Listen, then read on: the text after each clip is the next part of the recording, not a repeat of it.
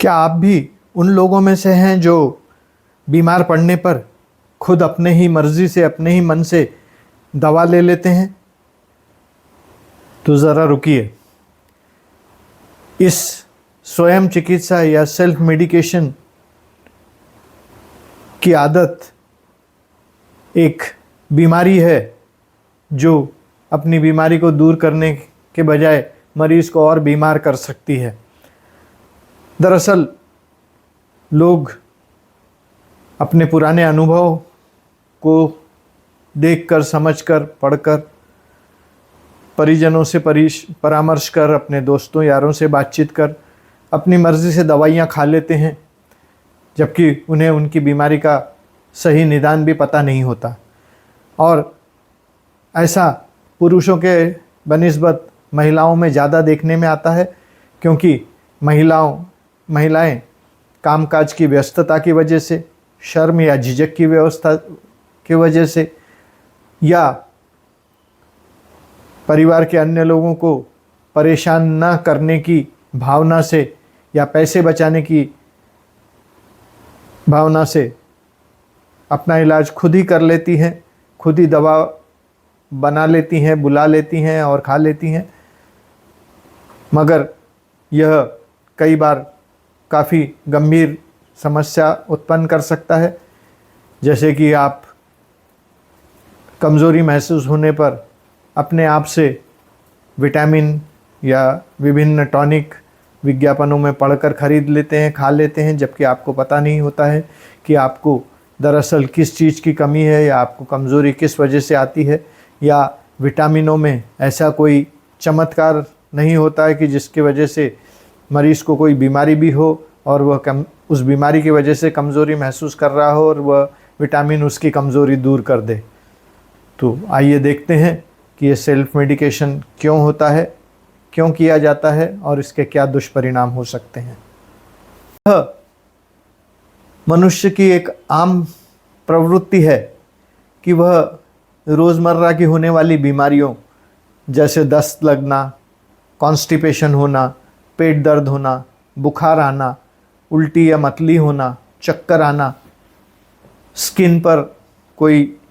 खुजली होना जैसी बीमारियों का, सर्दी खांसी ज़ुकाम होने पर या तो घर में पड़ी हुई पुरानी दवाइयाँ जो किसी डॉक्टर ने उन्हें उसी तरह की बीमारी, उसी तरह के लक्षणों के लिए कभी प्रिस्क्राइब की थी और जो दवा बच गई, या फिर डॉक्टर का पुराना पर्चा मरीज़ के पास है, उसी को लेकर वह दवा की दुकान से जाकर दवा ख़रीद लाता है, या फिर अपने लक्षणों को दवा की दुकान पर जाकर बताता है और केमिस्ट उसकी मर्ज़ी के हिसाब से उसे दवा दे देता है और वह दवा खा लेता है। और ऐसा करने वालों की संख्या लाखों में नहीं, करोड़ों में है, और यह धीरे धीरे एक गंभीर समस्या बनती जा रही है, क्योंकि अब लोग ज़्यादा से ज़्यादा अपना समय अपने कामकाज में देना चाहते हैं, बजाय अपने स्वास्थ्य पर डॉक्टर से परामर्श लेने के लिए। अब हम रोज़मर्रा के जीवन में आने वाले छोटे मोटे लक्षणों को मामूली बीमारी समझकर उसका एक आसान, सरल और सस्ता सा उपाय ढूंढने के चक्कर में सेल्फ मेडिकेशन करते हैं, मगर हम भूल जाते हैं कि कई बार मामूली समझी जाने वाली, महसूस की जाने वाली बीमारी किसी गंभीर बीमारी का अंदेशा भी हो सकती है, संकेत भी हो सकती है। जैसे कि किसी व्यक्ति को लगातार हर दूसरे तीसरे दिन सिर में दर्द होता है, मरीज़ इसे मामूली हेडेक या सिर दर्द समझकर सिर दर्द की गोली खा लेता है, जबकि ऐसे कई मरीज़ होते हैं जिनको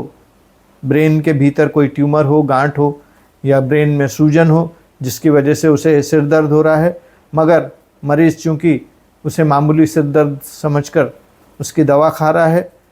कुछ समय के लिए उसके लक्षण कम भी हो जाते हैं, तो उसका विश्वास और बढ़ जाता है कि दवा खाने के बाद उसका सिर दर्द कम हो गया है, मगर वह इस बात की तरफ ध्यान नहीं देता कि आखिर उसे रोज़ ये सिर दर्द हो रहा क्यों है। तो जब तक डॉक्टर उस सिर दर्द का असली कारण पता न लगाए और मरीज़ लगातार सिर दर्द की दवा खाकर बीमारी को दबा कर रखे, उसे सप्रेस करे, तो वह कालांतर में बहुत भीषण रूप ले सकती है। जब हम सेल्फ मेडिकेशन करते हैं तो हम यह नहीं जानते कि हमें हुआ क्या है। हमारे जो लक्षण हैं वे केवल मामूली लक्षण हैं या किसी अंदरूनी गंभीर बीमारी का संकेत है। न हम ये जानते हैं कि हम जो दवा ले रहे हैं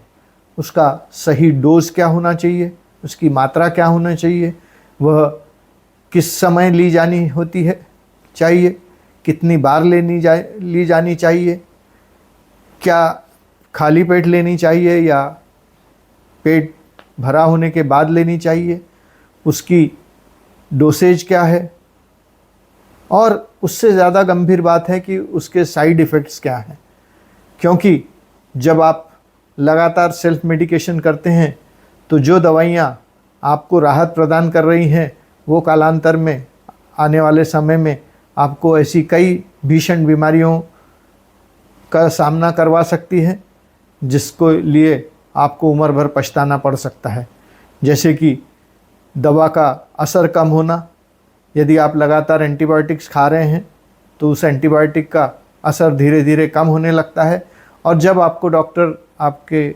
इन्फेक्शन में, संक्रमण में वो दवाई लिख के देता है तो चूँकि आप उसे कई बार खा चुके होते हैं, आपको उसका रेजिस्टेंस डेवलप हो जाता है और वो दवा असर नहीं करती। उसी तरह कई दवाइयाँ खाने से ब्लड प्रेशर बढ़ने लगता है जिसकी तरफ मरीज़ ध्यान नहीं दे पाता। और सबसे ख़तरनाक बात है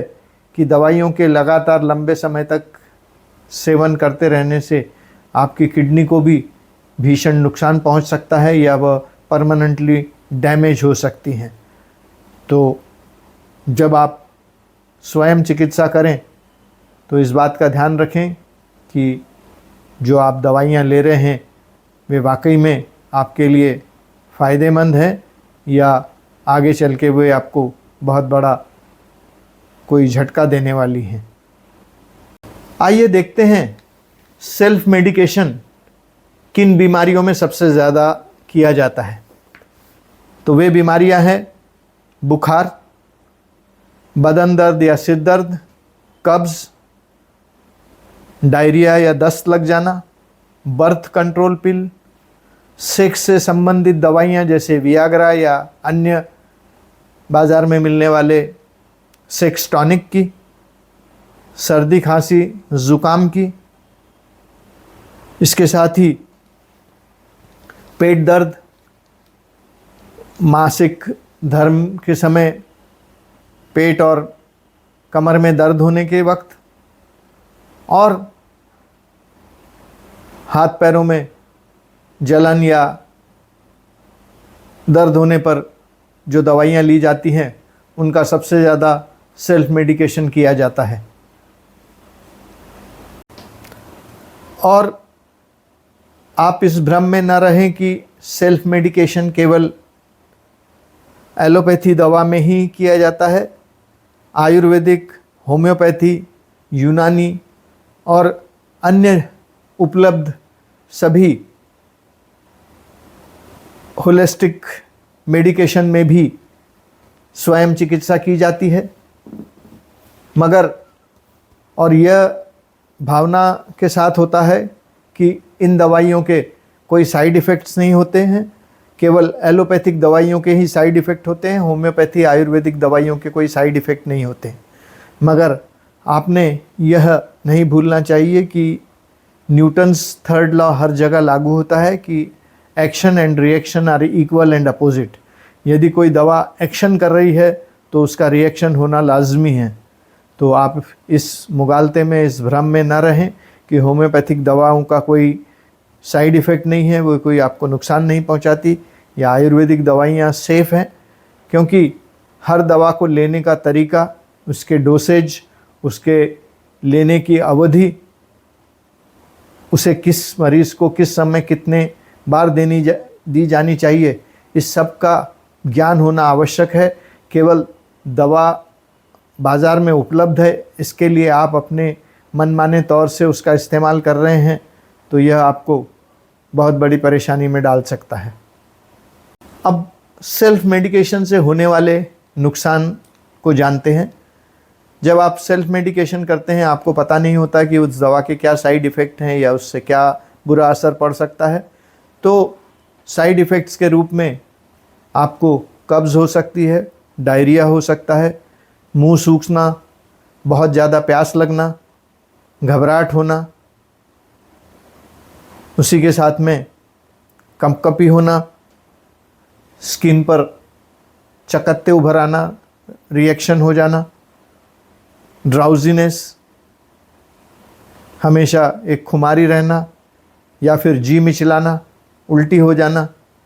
पेट में दर्द जैसे लक्षण दिखाई पड़ सकते हैं। अभी हमने सेल्फ मेडिकेशन से होने वाले साइड इफ़ेक्ट्स को देखा, मगर ये साइड इफ़ेक्ट्स जनरली मामूली होते हैं और जब आप दवा का सेवन बंद कर देते हैं तो ये लक्षण भी चले जाते हैं। मगर सेल्फ मेडिकेशन से कुछ गंभीर साइड इफ़ेक्ट्स, सीरियस एडवर्सिटीज़ भी हो सकती है, जैसे कि आपको डिप्रेशन या बहुत ज़्यादा स्ट्रेस हो सकता है, आप में सुसाइडल टेंडेंसी आ सकती है, आत्मघाती विचार आ सकते हैं, आपका ब्लड प्रेशर बहुत ज़्यादा शूट कर सकता है या बहुत ज़्यादा लो हो सकता है, आपको यूरिन संबंधी तकलीफ़ें हो सकती हैं, आपको डायबिटीज़ संबंधी कॉम्प्लिकेशंस हो सकते हैं, कभी आपको कैंसर भी हो सकता है, किडनी से रिलेटेड लक्षण या बीमारियां हो सकती हैं। तो स्वयं चिकित्सा कब कैसा घातक रूप ले ले यह कोई नहीं जानता। सेल्फ मेडिकेशन के दो अन्य खतरनाक परिणाम हो सकते हैं, जैसे कि इर्रेगुलर हार्ट बीट, असामान्य हृदय गति या इंटरनल ब्लीडिंग। खासकर पेन किलर खाने के बाद आपको इंटरनल ब्लीडिंग हो सकती है, जिसका आपको तब तक पता नहीं चलता जब तक आपके पेट में इतनी ज़्यादा खून की मात्रा जमा हो जाती है बहकर कि आपको चक्कर आ जाते हैं या आप होश खो बैठते हैं या आपका ब्लड प्रेशर बहुत लो हो जाता है और अस्पताल तक पहुंचते पहुंचते आपकी स्थिति काफ़ी गंभीर हो जाती है। और सेल्फ मेडिकेशन वृद्धों और बच्चों में तो बिल्कुल नहीं किया जाना चाहिए, क्योंकि उम्र के इन दो छोर पर मरीज़ की शारीरिक स्थिति इतनी मजबूत नहीं होती कि जो इन दवाओं के सेल्फ मेडिकेशन के साइड इफ़ेक्ट्स को झेल सके, न ही मरीज़ की बीमारी के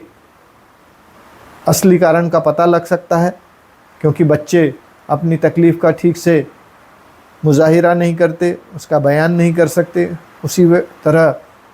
एल्डरली ओल्ड एज पर्सन्स का भी वही हाल है, उन्हें भी कई बार उनके लक्षणों का ठीक से ध्यान नहीं आता है और उनमें सेल्फ मेडिकेशन करना वयस्कों के बनिस्बत बहुत ज़्यादा घातक सिद्ध हो सकता है। अब सवाल यह उठता है कि लोग सेल्फ मेडिकेशन करते क्यों हैं? क्यों नहीं वे डॉक्टर के पास जाकर उपचार करते हैं, अपनी बीमारी का बयान करते हैं, डॉक्टर की सलाह मानकर दिए गए परीक्षणों से गुज़रते हैं और फिर योग्य निदान होकर सही इलाज और उपचार करवाते हैं? इसकी कई वजह हो सकती हैं। एक तो पैसों का अभाव, समय की कमी, डॉक्टरों के प्रति अविश्वास जो इन दिनों बढ़ता जा रहा है। बहुत सारे लोग अब मॉडर्न मेडिसिन पर भरोसा करना कम कर रहे हैं और उनका ध्यान आयुर्वेद और अन्य पारंपरिक चिकित्सा विधियों पर ज़्यादा जा रहा है, जिसके चलते वे विभिन्न माध्यमों से जुटाए गए जानकारी से अपना इलाज कर रहे हैं। फिर ये सोचकर कि यह मामूली बीमारी है, इसके लिए क्या डॉक्टर के पास जाना, क्या वो इलाज करवाना, या फिर हमें यह पहले भी होती आई है, हम इलाज करते हैं, ठीक हो जाते हैं, हम फलां गोली खा लेते हैं, ये दवा पी लेते हैं, वो क्रीम लगा लेते हैं और हमें आराम मिल जाता है। यही सब चीज़ें सोचकर वह डॉक्टर के पास जाने से कतराता है और अपना इलाज खुद ही करने लगता है। क्या आप जानते हैं कि किसी भी एंटीबायोटिक को कोई भी केमिस्ट बिना डॉक्टर के प्रिस्क्रिप्शन के दे नहीं सकता? मगर आप किसी भी दवा की दुकान पे चले जाइए, आपको मन चाहिए एंटीबायोटिक बिना प्रिस्क्रिप्शन से मिल जाएगी, क्योंकि हमारे भारत में फार्मेसी कानून इतने सख्त नहीं हैं कि वे इस तरह की व्यापार को रोक सकें। इसीलिए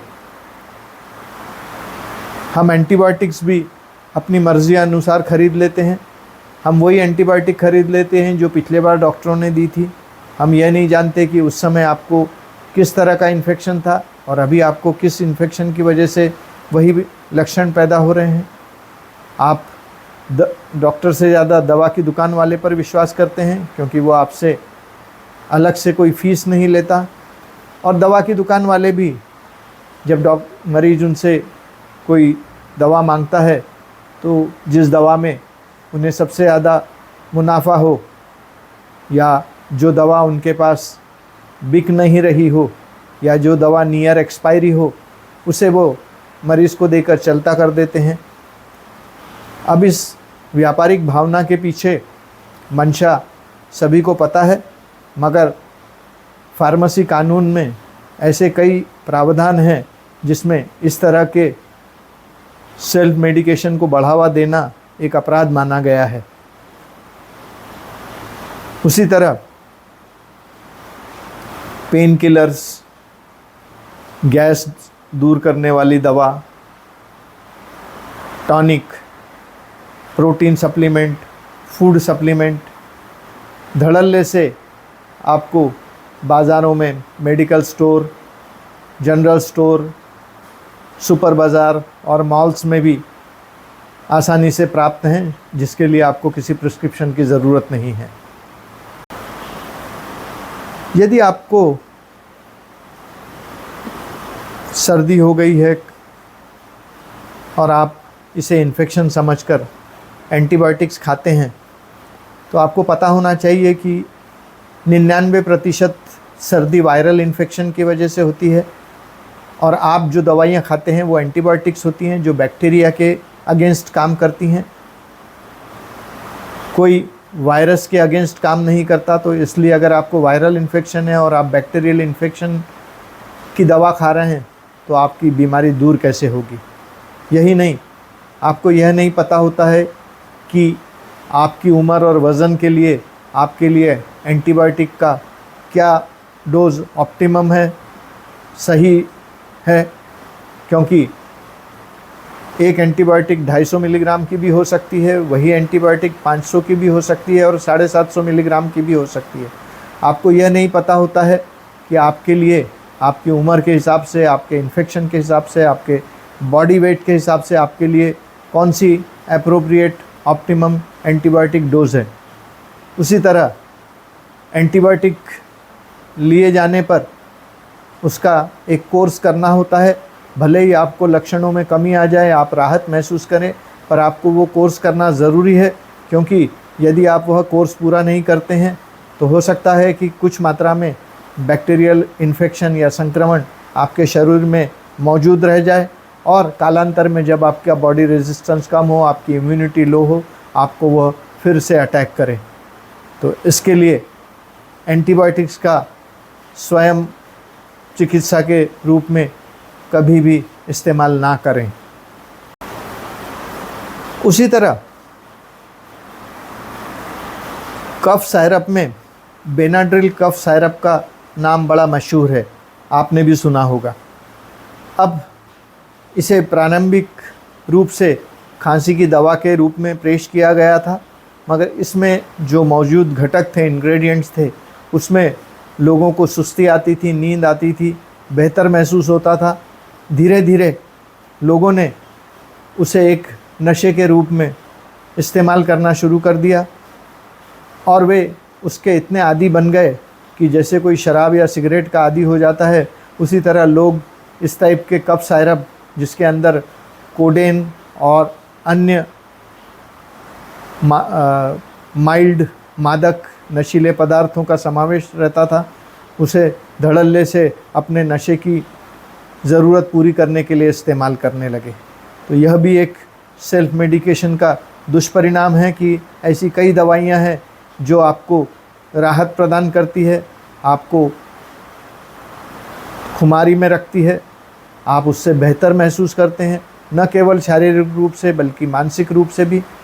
तो यह आपके दुख दर्द भूलने में आपको मदद करती है, आपको एक दूसरी दुनिया में ले जाती है, और इसके चलते आप उस दवा का अनचाहे अनजाने रूप में अधिक मात्रा में सेवन करने लगते हैं, और जब उसके दुष्परिणाम दिखाई देने लगते हैं तब तक बहुत देर हो चुकी होती है। महिलाएं भी स्वयं चिकित्सा में पीछे नहीं हैं, बल्कि 2 कदम आगे ही हैं, और ख़ासकर अपने पीरियड्स या प्रेगनेंसी को लेकर वे कई तरह की सेल्फ मेडिकेशन करती हैं। पीरियड्स को दूर ले जा ढकेलने में, या किसी आयोजन या मौके की वजह से आने वाले पीरियड्स को लंबा खींचने में, contraceptive pills, birth control pills, या फिर प्रेगनेंसी ना होने देने के लिए इस्तेमाल की जाने वाली पिल्स, इनका धड़ल्ले से दुरुपयोग करती हैं। मगर वे यह नहीं जानती कि इनसे उनके शरीर में कुछ ऐसे परमानेंट विकार हो सकते हैं, ऐसे कई हार्मोनल इम्बैलेंस हो सकते हैं कि जिससे आगे चल के उन्हें गर्भधारणा में और डिलीवरी में और बच्चे के मानसिक और शारीरिक विकास में कई तरह के कॉम्प्लिकेशंस आ सकते हैं, जिसकी वजह से उन्हें विकृत बच्चे को जन्म देना पड़ सकता है, या उनके प्रेगनेंसी के दौरान उनकी केस बिगड़ सकती है, या डिलीवरी के वक्त कई कॉम्प्लिकेशंस खड़े हो सकते हैं। पर चूंकि ये सारी दवाइयाँ आसानी से बाज़ार में उपलब्ध हैं, महिलाएं समय बचाने, संकोच और झिझक की वजह से बिना परामर्श लिए सेल्फ मेडिकेशन करती रहती हैं। अक्सर यह देखा गया है कि लोग कमज़ोरी महसूस होने पर, या ताकत बढ़ाने के लिए, या मर्दाना शक्ति बढ़ाने के लिए कई तरह के सप्लीमेंट्स, कई तरह के विटामिन्स, कई तरह के मिनरल्स, सुपर फूड, इनका बेजा इस्तेमाल करते हैं। यह या तो स्वयं चिकित्सा के रूप में होता है, या फिर विज्ञापनों से पढ़कर, या फिर जिम में जाने वाले युवाओं को प्रमोशन के रूप में महंगे दामों पर बेचे गए प्रोटीन सप्लीमेंट्स हों, स्टेरॉइड हों, उसी के साथ में सेक्स टॉनिक के रूप में बेचे जाने वाले अवैज्ञानिक और घातक दवाइयों के फार्मूले हों। ये सारी सप्लीमेंट्स, सारे मिनरल्स, सारे विटामिन्स आपको कई तरह की बीमारियां पैदा कर सकते हैं, या आपका लीवर डैमेज कर सकते हैं, आपकी किडनी ख़राब कर सकते हैं, आपकी स्किन पर परमानेंटली रैशेस ला सकते हैं, दाग धब्बे ला सकते हैं, और kidney failure, kidney stone, constipation या डायरिया, आंतों में परमानेंट विकार जैसे भीषण समस्याएं भी पैदा हो सकती हैं। तो यदि आपको, और एक बात और जान लीजिए कि दुनिया में ऐसी कोई टॉनिक या विटामिन नहीं निकली है, या कोई सुपर फूड नहीं है जो आपको पहलवान बना दे, आपको शक्तिशाली बना दे, अधेड़ों को जवान बना दे। ऐसे केवल ये भ्रामक प्रचार हैं, इनके फेर में पड़कर स्वयं चिकित्सा ना करिए। आइए देखते हैं कि जो आम तौर पर ली जाने वाली सेल्फ मेडिकेशन की दवाइयां हैं, उनके क्या दुष्परिणाम हैं, क्या साइड इफ़ेक्ट्स हैं। तो जैसा कि हमने पहले भी देखा कि दवाइयां सबसे ज़्यादा आपके लीवर और किडनी को नुकसान पहुंचाती हैं। यदि आप दर्द कम करने के लिए दर्दनाशक दवाइयों का इस्तेमाल करते हैं तो इससे आपको पेट में ब्लीडिंग हो सकती है, आपको सुस्ती आ सकती है, आपको ब्लड प्रेशर बढ़ सकता है, आपको मुंह सूखना, हाथ पैरों में कंपकमी होना, घबराहट होना जैसे लक्षण हो सकते हैं। आपको इसकी एलर्जी हो सकती है जिससे स्किन पर आपको रैश आ सकती है। आपको जी मिचलाना या उल्टी जैसे लक्षण उत्पन्न हो सकते हैं। मांसपेशियों में ऐंठन, पिंडलियों में जकड़न जैसे लक्षण भी पेन किलर की वजह से हो सकते हैं। दूसरी बात, कई पेन किलर लंबे समय पर लिए जाने पर आपकी किडनी को इतना ज़्यादा डैमेज कर देते हैं कि वह किडनी हमेशा के लिए फेल हो जाती है और ऐसे में आपको किडनी ट्रांसप्लांट या डायलिसिस की भी ज़रूरत पड़ सकती है। कई ऐसी दवाइयां हैं, खासकर कफ साइरप है, जिनके भीतर में कुछ एडिक्टिव सब्सटेंसेस होते हैं और जिनकी आपको लत लग जाती है और जिसे आप ज़रूरत ना होने पर भी बेवजह पीने लगते हैं। धीरे धीरे इसका डोज़ आपको बढ़ाना पड़ता है क्योंकि जो आरंभिक डोज में आपको नशा मिलता था वह नशा बाद में मिलता नहीं है, इसलिए आप उसका डोज़ बढ़ाने लगते हैं और यह भूल जाते हैं कि उसमें उस एडिक्टिव या मादक पदार्थ के अलावा कई अन्य इंग्रेडिएंट्स हैं जिन्हें लंबे समय पर तक लेने पर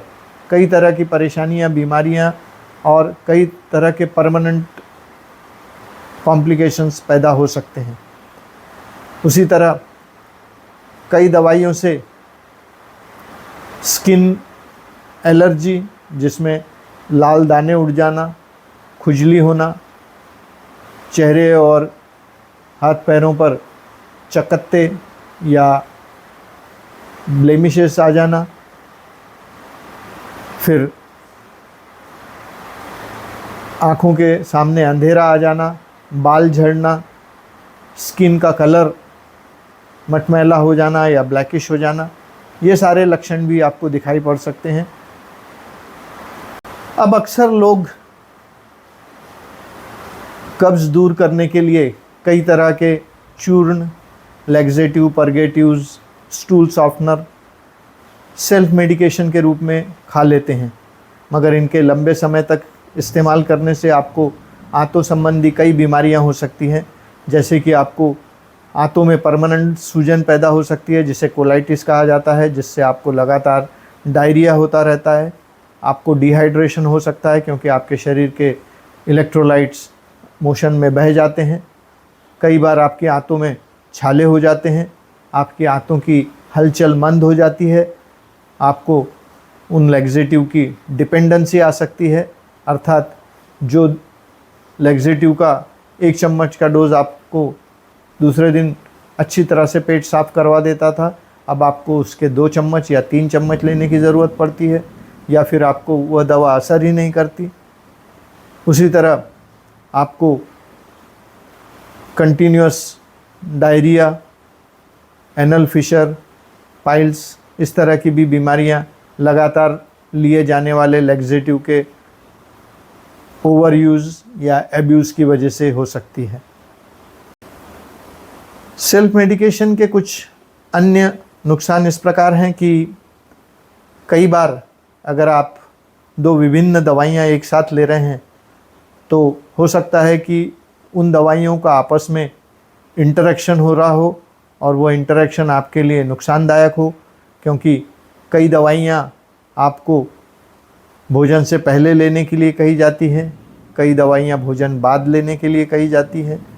कई दवाइयाँ एक साथ कभी ना लेने की सलाह दी जाती है, मगर चूँकि आप सेल्फ मेडिकेशन कर रहे हैं इसलिए आपको पता नहीं होता कि ऐसा नहीं करना चाहिए कि एक साथ 2 दवाइयाँ साथ में खा ली जाएं। उसी तरह एंटीबायोटिक्स का दुरुपयोग, जैसे कि यदि आपको कोई इन्फेक्शन हुआ है और आपने बाज़ार से ख़रीद के दवा खा ली, 2 डोज़ के बाद में आपको राहत मिली तो आपने दवा लेना बंद कर दिया और इन्फेक्शन पूरी तरह से शरीर से बाहर नहीं निकला, चूँकि आपको उसका 5 या 7 दिन का कोर्स पूरा करना चाहिए था, तो वह इन्फेक्शन वहीं पीछे रह जाता है और जब आपका बॉडी रेजिस्टेंस कम होता है, आपकी इम्यूनिटी कम होती है, तो यही इन्फेक्शन फिर सर उठाकर आपको बीमार कर देता है। कई बार पैसा बचाने के चक्कर में लोग डॉक्टरों का दिया हुआ प्रिस्क्रिप्शन पूरी तरह से फॉलो नहीं करते, उसमें से आधी दवाइयाँ खरीदते हैं ये सोचकर कि अगर फ़ायदा हुआ तो बाकी की दवाइयाँ खरीदेंगे, और अगर फ़ायदा नहीं हुआ तो पैसे व्यर्थ नहीं जाएंगे, और यदि फ़ायदा हो गया तो आगे लेने की क्या ज़रूरत है। तो यह प्रवृत्ति बड़ी घातक है, क्योंकि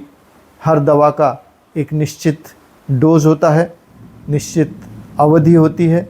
उतनी अवधि के लिए उसे पूरी तरह से लेना चाहिए, उतने ही डोज में लेना चाहिए, उसी समय पर लेना चाहिए, वरना दवा फ़ायदा करने के बजाय नुकसान ज़्यादा करेगी। तो यदि आप पैसा, समय बचाने के लिए सेल्फ मेडिकेशन के चक्कर में हैं तो सावधान हो जाइए। सेल्फ मेडिकेशन एक लिमिट तक ठीक है, मगर उस सीमा को लांघिए मत, वरना लेने के देने पड़ सकते हैं।